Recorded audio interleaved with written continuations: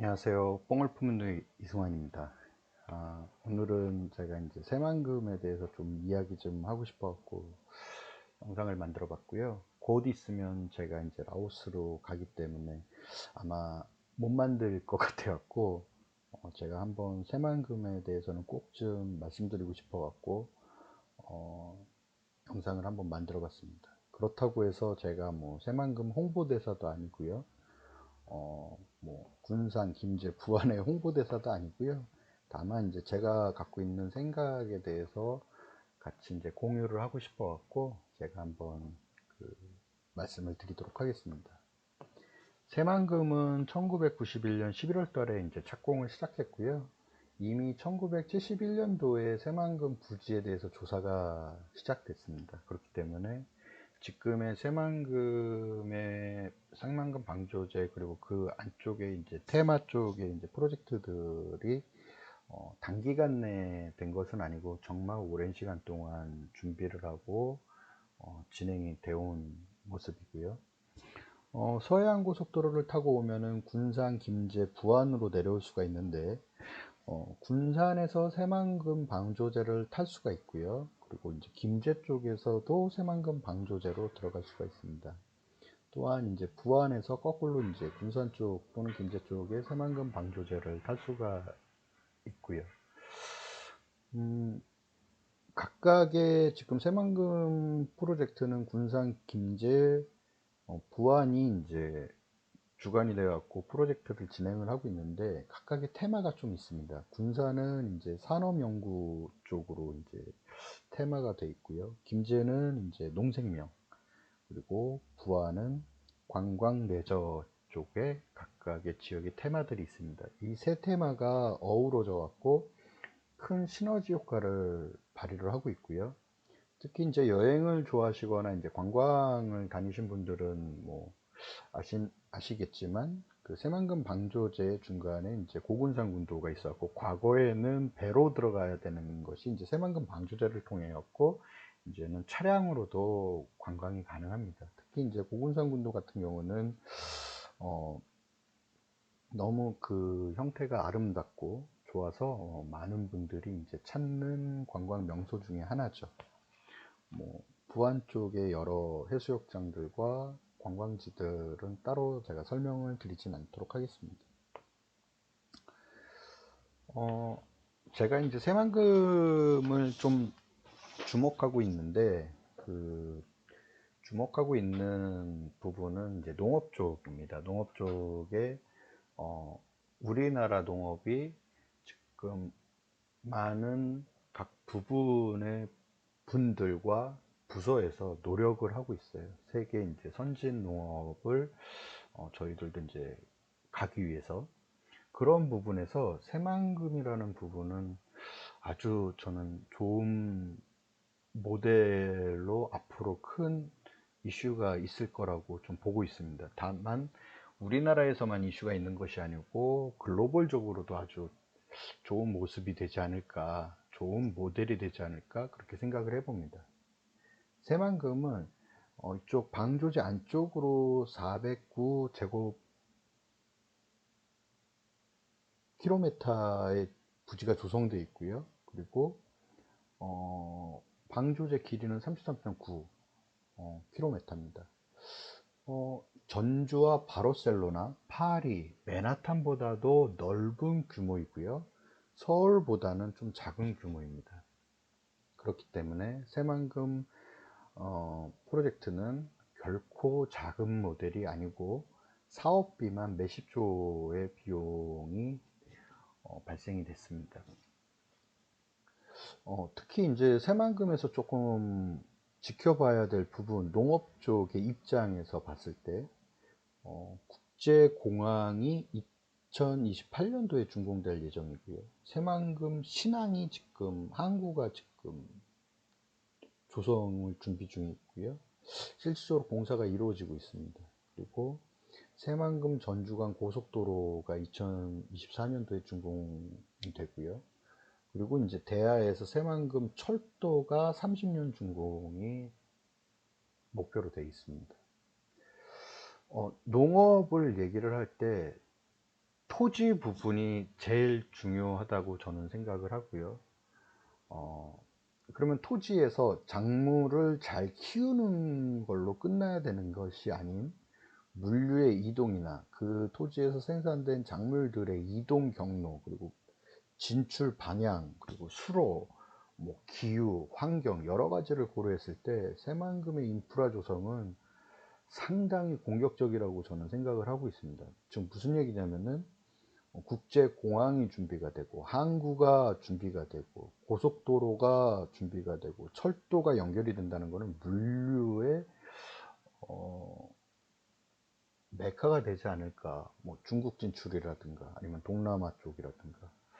그래서 그런 부분들이 어운으로 이렇게 어울려졌을 때 결국은 농업에 시너지가 크게 발생될 수 있거든요. 그리고 이제 새만금에서 제가 이제 좀 높게 평가를 하고 조금 부러운 부분은 뭐냐면은 아무래도 이제 토지 부분인데, 수로라든지 토지의 규격화가 아주 잘 되어 있습니다. 그리고 토지가 넓고요. 우리나라 이제 데이터로 보면은 2021년도 농림업 조사 결과를 보면은 우리나라 전체 농가의 1헥타르 미만 규모가 전체 농가의 73.2%입니다. 적게 농업을 해서 우리나라가 농업이 선진국의 농업보다 뒤처졌다 라는 부분에 대해서는 서로 이제 보는 관점에 따라서 다르게 해석을 할 수가 있는데요. 저는 꼭 나쁘다라고만 생각하지 않습니다. 다만 농지 면적이 넓다라는 것은 생산량이 많아질 수가 있고, 그리고 이제 그 토지에 대한 규격화, 그리고 기계와 자동화가 충분히 가능하고 나아가는 방향이기 때문에 그런 식으로 가는 것은 저는 뭐 긍정적이라고 생각을 합니다. 그런 측면에서 새만금은 규모라든지, 그리고 규격화, 농지 정리라든지, 그리고 기계화가 도입되는 부분이라든지 자동화 시스템을 생각해야 되는 부분에서는 아주 좋은 모델이 될 수 있다고 저는 생각을 하고, 앞으로 그렇게 변화를 하지 않을까로 생각을 해봅니다. 우리나라 논농사 같은 경우는 자동화나 규격화가 아주 농지 정리가 오랫동안 잘 이루어졌기 때문에 세계에서도 좋은 모델이라고 할 수 있죠. 다만 이제 밭농사 같은 경우는 아직 경지 정리가 되고 있지 않기 때문에 밭농사 부분에서 이제 좀 토지 부분에 대해서 좀 취약합니다. 특히 이제 양자업을 예로 들면은 뽕밭이 새만금처럼 한 군데 탁 모여 있으면은 기계화라든지 자동화 부분을 충분히 고려를 해가면서 할 수가 있는데, 이쪽에 뽕밭 어느 정도 있고 저쪽에 뽕밭 어느 정도 있고 뭐 또 다른 지역에 또 뽕밭이 어느 이렇게 막 산재돼 있고요. 그리고 이제 막 토지가 중구난방의 모양을 띠고 있기 때문에 상당히 어려운 부분이 있습니다. 그런 측면에서 양잡농업을 제가 라오스를 도전하는 이유 중에 하나이기도 합니다. 농가 인력은 점점 줄어들고 있는 것은 현실이고요. 특히 우리나라 같은 경우는 이제 고령화로 많이 농업의 인구가 돼서 농업의 우리나라의 약점이라고 이제 얘기를 하고 있는데, 그런 측면에서 저는 이제 특히 젊은 청년 농업을 희망하시거나 또는 농업을 통해서 비즈니스를 하시려는 분들, 그리고 청년뿐만이 아니라 귀농, 귀촌을 생각하시는 분들은 꼭 한번 새만금을 방문하셔 갖고 한번 이렇게 전체적으로 살펴보시면은 앞으로의 계획을 수립하고 목표를 잡는데 큰 도움이 되지 않을까 싶습니다. 특히 부안에서 새만금 방조제를 탈 경우 새만금 방조제 타기 바로 직전에 그 새만금 홍보관이 있습니다. 그래갖고 꼭 한번 새만금 홍보관을 방문하시면은 농업 쪽으로 관심 있으신 분들은 큰 도움을 받을 것 같습니다. 저는 새만금이 향후 앞으로 계속 발전을 해나가겠지만 세계에서도 주목하고 좋은 모델이 되지 않을까 싶고요. 특히 우리나라에서 농업에 한 획을 긋는 곳이 될 거라고 저는 생각하고 있습니다.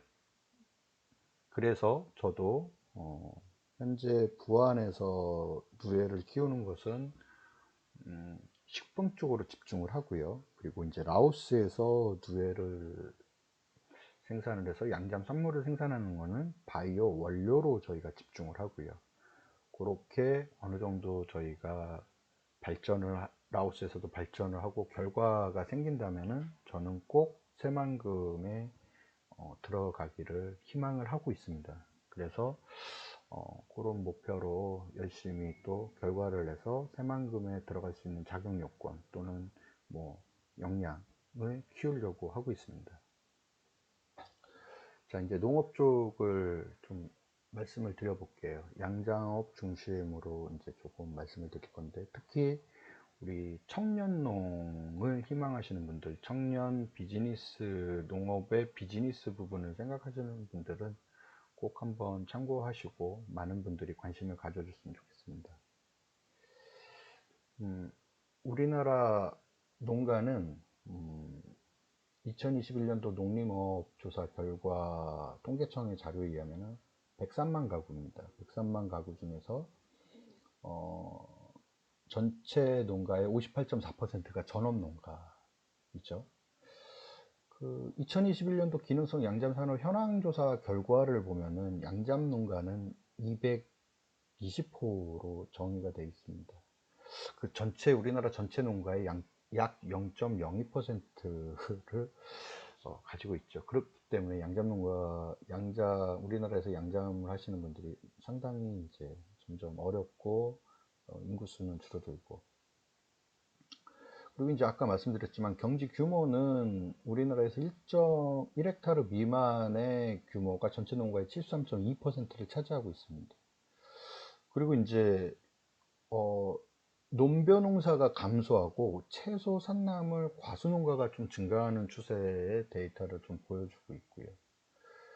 그리고 이제 2021년도 농가소득은 4,700만 원 정도로 이제 전년 대비 뭐 6.1% 증가했다고 뭐 언론이나 뭐 보도자료 그런 곳에서 나와 있는데, 여기서 이제 조금 좀 신중하게 이제 좀 살펴보셔야 되는 부분은 이게 2022년도 4월 달에 농림축산식품부에서 이제 발표한 보도자료거든요.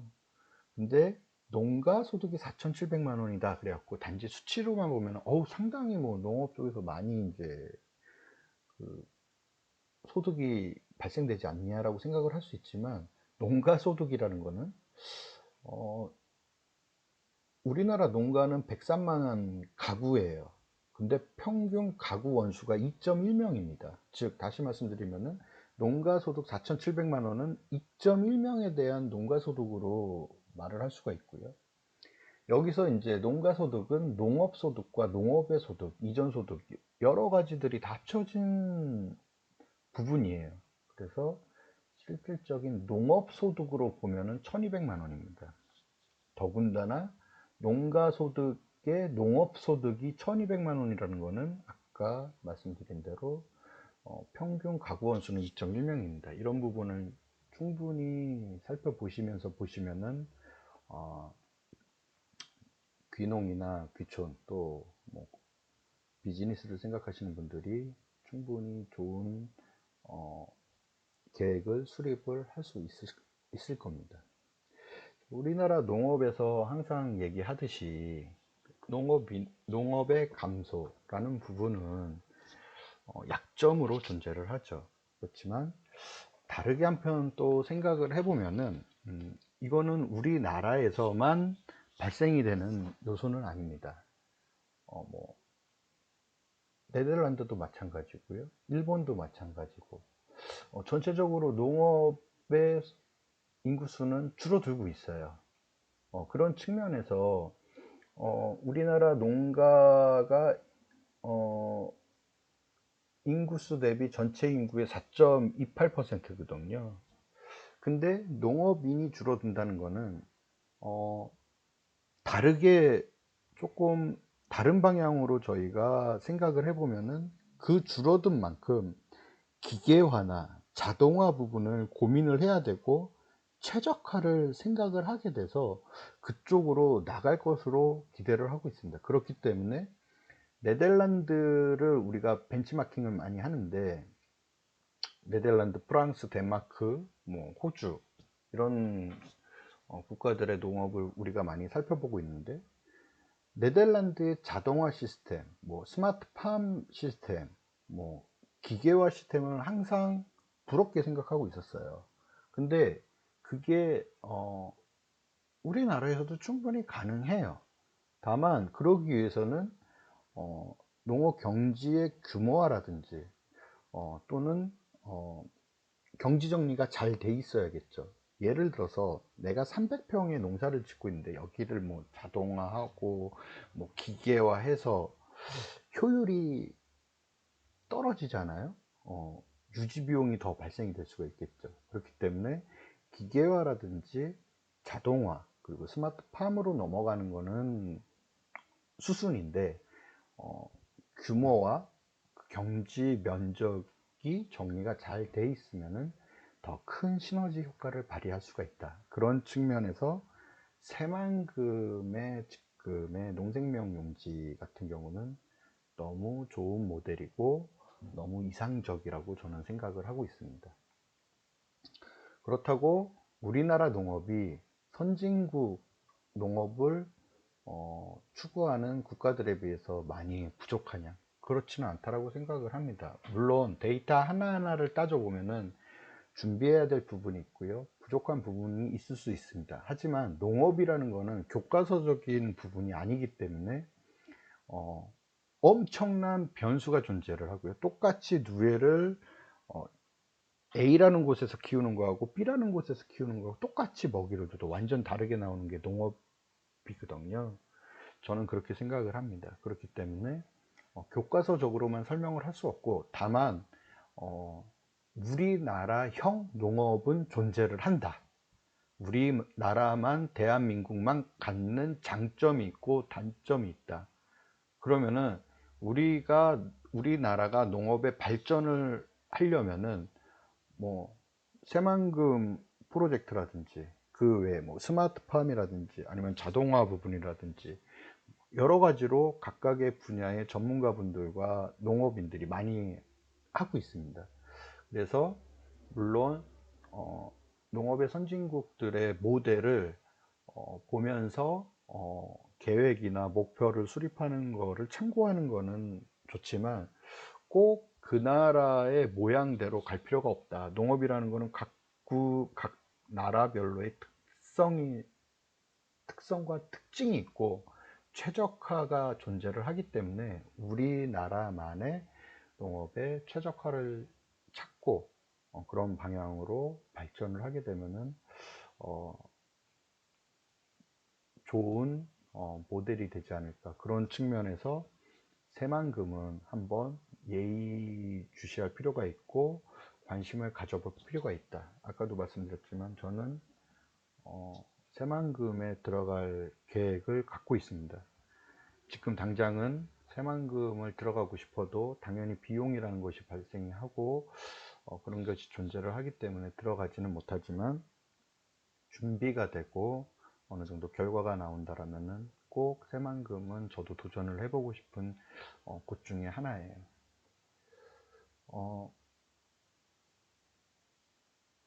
아까도 말씀드렸지만 각 국가별로 농업의 특징이 존재를 합니다. 뭐 우리나라를 기준으로 하면은 특히 이제 뭐 양자암업 쪽으로 좀 말씀을 드리면은 뭐 양자암업의 고령화 그리고 양잠 농가의 뭐 감소. 하지만 우리나라 양자암업이 생산량은 뒤처지지만 기술적인 부분 그리고 고품질 그리고 기능성 바이오 소재 쪽의 부분의 기술 인력은 상당히 뛰어납니다. 또한 요즘은 이제 농업의 종자 부분도 상당히 중요하기 때문에 그런 부분을 포괄적으로 봤을 때 우리나라 양잠 농업의 기술은 오랜 역사 전통이 있기 때문에 결코 뒤처지지 않는다. 다만 그거를 발휘를 할 수 있는 인프라 조성이라든지 부지 그런 부분은 필요하다. 그런 측면에서 라오스는 그런 부분을 실천할 수 있는 저의 도전이고, 라오스에서 좋은 모델을 결과를 만들어내는 거는 누군가가 해야 되기 때문에, 그게 꼭 라오스든 아니면 뭐 태국이든 베트남이든 미얀마든 아니면 뭐 저쪽 아프리카 국가든 우리나라 양잠 농업을 위해서 누군가는 꼭 이 부분에 대해서 도전을 해야 된다. 그래서 결과를 내서 우리나라 양잠 농업이 중국과 일본 그리고 뭐 우즈베키스탄 이런 나라에 결코 뒤처지지 않음을 증명을 할 필요가 있다. 이 부분은 충분히 도전할 만한 가치가 있다라고 생각을 해서 저는 이제 도전을 하는 거고요. 그 결과를 기반으로 새만금도 저는 꼭 다시 한번 도전을 끝까지 갈 생각입니다. 앞으로 특히 젊은 청년 농업을 희망하시는 분 또는 농업을 통해서 비즈니스를 희망하시는 분들이 많이 이렇게 관심을 가져주셨으면 좋겠고, 힘들지만 농업에 글로벌적으로 농업이라는 것은 상당히 중요한 위치에 최상에 있기 때문에 많은 관심과 각각의 재능들이 합쳐진다라면은 우리나라 농업은 결코 뒤처지지 않고 꼭 뭐 우리나라 반도체, 자동차가 했던 것처럼 좋은 결과를 낼 수 있으며, 양잠업 또한 우리나라는 충분히 글로벌 리더가 될 수 있다. 이것이 저희 생각입니다. 감사합니다.